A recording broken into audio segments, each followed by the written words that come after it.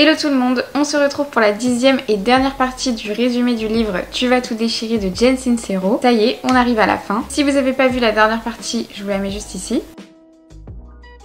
Quand on est déterminé à avoir quelque chose, qu'on donne tout pour l'obtenir, il y a un moment où il faut laisser faire. Ça ne veut pas dire qu'il faut arrêter toute action, mais lâcher prise et avoir confiance. L'auteur dit, je cite, « Votre foi en l'univers doit être plus grande que votre peur de ne pas obtenir ce que vous désirez. » L'auteur dit que le doute, l'incertitude, le contrôle, c'est de la résistance, de la foi en l'abandon. Il faut parfois se laisser porter par le courant. L'auteur donne justement des conseils pour réussir à se laisser porter. Être clair sur ce qu'on désire voir se produire, le visualiser, décider qu'on l'aura, se comporter comme si on l'avait déjà, méditer, passer à l'action, être reconnaissant que ce qu'on veut soit déjà là et lâcher prise. L'auteur dit, je cite, « Être persuadé que tout ce qu'on veut existe déjà, c'est être dans un état d'abandon naturel. » Mon avis par rapport à cette partie, déjà je suis d'accord sur le fait qu'on peut pas tout contrôler dans la vie et que parfois quand on persévère, quand on va vers quelque chose, il faut savoir lâcher prise, se laisser aller. C'est toujours important de croire en soi, croire en ce qu'on fait, même si les avis extérieurs sont différents. Quand on croit vraiment en ce qu'on fait, on va savoir plus facilement rebondir et s'adapter aux imprévus.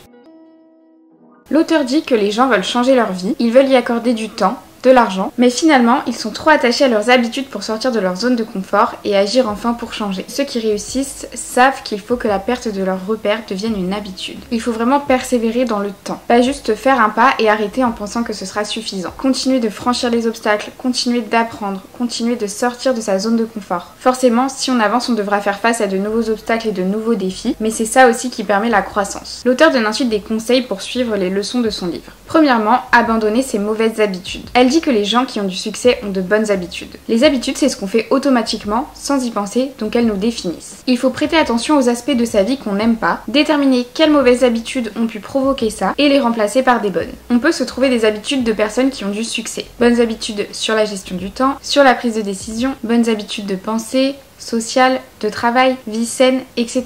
Il faut trouver quels comportements entraîneront le plus gros changement positif dans sa vie et les transformer en habitudes. Pour créer une habitude, il faut décider. Il faut intégrer l'action à son activité quotidienne, que ce soit non négociable, aussi naturel que se brosser les dents tous les jours. Ça doit vraiment trouver sa place dans notre emploi du temps. L'auteur dit aussi que c'est important de travailler sur ses croyances inconscientes et les remplacer. Deuxième conseil, prendre le temps de respirer au milieu des autres. Elle dit qu'il faut prendre le temps de couper son cerveau et de se reconnecter à l'univers. Travailler sa respiration dans les moments de stress, le fait d'être dans le moment présent et s'éclaircir l'esprit. En faire une habitude quotidienne pour voir des changements positifs sur le plan physique et émotionnel. Troisième conseil, ne pas traîner n'importe où. Fréquenter des personnes qui ont un état d'esprit positif, qui relèvent des défis. Notre entourage impacte énormément notre vision du monde et influence la hauteur à laquelle on place la barre de ses ambitions. Quatrième conseil, se donner des objectifs raisonnables. Si on n'a jamais couru de sa vie, on va pas commencer par courir directement 15 km. On peut commencer par 1 km et rallonger petit à petit la distance. La discipline, c'est un muscle et il faut la renforcer à son rythme. Si on en fait trop dès le début, il y a beaucoup plus de chances qu'on abandonne par la suite. C'est important de se fixer des objectifs qui sortent légèrement de sa zone de confort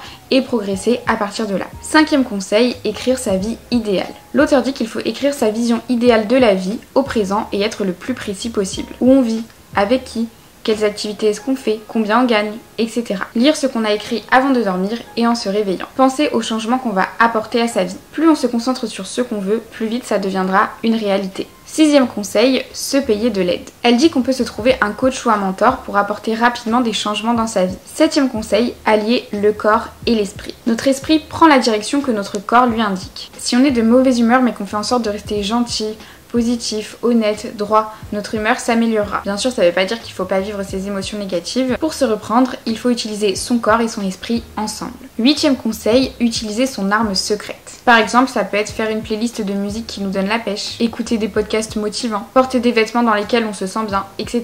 Trouver ce qui nous donne l'impression de pouvoir déplacer des montagnes qui va permettre d'améliorer notre humeur et le faire le plus souvent possible. Neuvième conseil, s'aimer. Mon avis par rapport à cette partie, c'est vrai que beaucoup de gens restent dans leurs habitudes parce que sortir de sa zone de confort, ça fait peur. Quand on change rien, en plus, on a moins le risque d'être confronté à des obstacles et des défis. Si la vie qu'on a comme ça nous convient, et bah tant mieux. Mais sinon, il faut toujours se rappeler qu'on regrette le plus souvent ce qu'on n'a pas fait que ce qu'on a fait. Se rappeler aussi que surmonter des obstacles, ça nous permet de vivre des expériences, ça nous fait des choses à raconter et ça permet vraiment d'évoluer. C'est vrai que rien qu'en changeant ses habitudes, on peut changer beaucoup de choses dans sa vie. Il faut parfois arrêter de trouver des excuses, de se dire je n'ai pas le temps et trouver le temps pour ce qui est vraiment important pour soi. On peut y aller petit à petit pour ne pas se décourager, à son propre rythme, mais c'est super important d'être discipliné. La discipline, c'est vraiment la clé de beaucoup de choses selon moi. Je trouve que les derniers conseils qu'elle donne, c'est un bon résumé de tout ce qu'on a pu voir dans le livre. Ça reste des conseils qui sont pour moi accessibles, même si bien sûr entre la théorie et la pratique, il y a parfois des choses qui collent pas et il peut y avoir un décalage. Ça dépend aussi, comme je l'ai déjà dit, de la situation de chacun. Mais par exemple, rien que changer quelques habitudes, trouver ce qui nous booste, donc par exemple écouter de la musique comme elle le dit, se fixer des petits objectifs, pour moi ça reste faisable et si on le veut vraiment, on peut le faire. C'est un bon début, une bonne base pour commencer à changer sa vie et aller vers ce qu'on veut. L'auteur dit que quoi qu'on décide de faire de sa précieuse vie, il faut croire que c'est possible, à sa portée et qu'on le mérite. Il faut s'accorder la permission et les moyens d'être qui on est, sans se préoccuper de ce que les autres pensent ou croient possible. Ne pas se refuser la vie qu'on veut parce qu'on a peur de ne pas être à la hauteur, qu'on a peur d'être jugé ou que c'est trop risqué.